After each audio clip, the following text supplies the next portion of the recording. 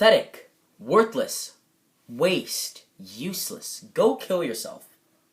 Now, assuming that you all are good people, you wouldn't go up to someone and say that to their face. However, people do the equivalent of this all the time on social media and through the internet. This is called cyberbullying, when through the internet, through social media, through chat rooms, another person verbally abuses, harasses, or insults another person. Now, cyberbullying has drifted off into the corners of everybody's mind recently, but I'd like to persuade you to bring it back into the forefront of your thoughts. Cyberbullying is an issue that needs to be addressed.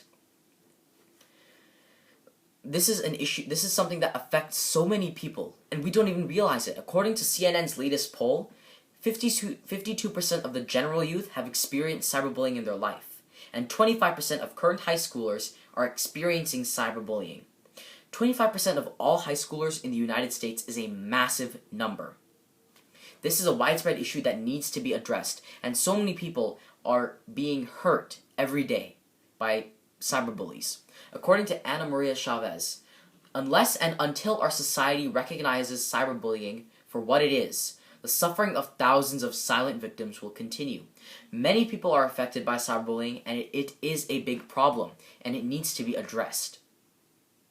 Now, this is an issue that needs to be dealt with not only academically, but also morally.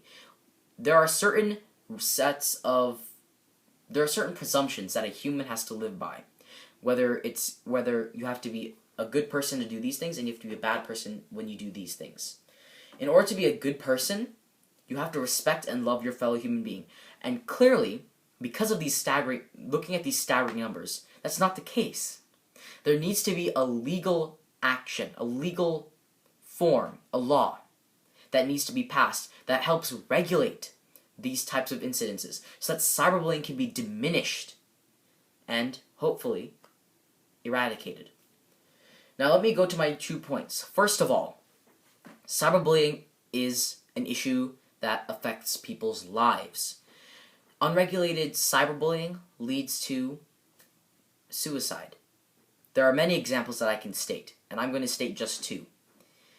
In 2013, Rebecca Sedgwick killed herself because of school harassment that was aggravated by cyberbullying through mediums like Kik and Ask.fm. According to CNN, she received messages like, "Why aren't you dead? Go kill yourself." These were sent to 12-year-old Rebecca Sedgwick, who, in 2013, jumped to her death. Another case is Jessica Logan, an 18-year-old girl at Sycamore High School. She made a mistake. She sent photos to someone, and it spread. She made one small mistake, and it cost her her life. She was degraded for the image. It spread everywhere. She was insulted, harassed, humiliated, made fun of online. And at some point, she couldn't take it anymore, and she killed herself. She hanged herself with a belt. Now, these issues need to be addressed. Amanda Todd, Jessica Logan, Rebecca Sedgwick, there are so many names I can mention right now. But these issues need to be addressed. We can't keep hiding from this. We can't keep pretending it doesn't exist, because it does. And it's an issue that we need to start dealing with, that the government needs to start instituting laws for, because in order to protect its people, in order to protect these people of the United States, to protect their lives, the government has to take responsibility for the protection of their lives. The second point is that this is relevant to everybody. As I've said before, 25% of teenagers in high school have experienced some form of cyberbullying, and 52% of the general youth have experienced cyberbullying. However, only 1 out of 6 parents knows that their child is being cyberbullied. So with these numbers, how can anything be expected to happen in cyberbullying terms? How can anything get solved? If the parents don't know about it, if children aren't telling their parents, what is the other way to solve the issue? It has to become a legal matter. That is what has to happen. This has to become law so that it can stop, so all the hatred can stop, all the cyberbullying can stop, and all the loss of life can stop.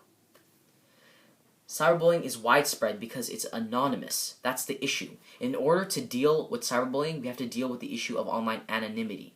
And in order for that to be dealt with, the government has to take steps, measures, to ensure that this barrier of hiding on the internet and hurting other people can be lifted so that we can protect the lives of the people.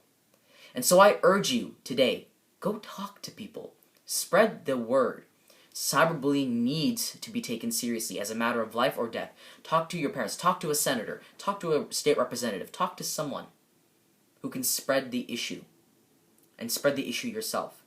Make it known that cyberbullying is a matter of life and death and needs to be stopped. Thank you.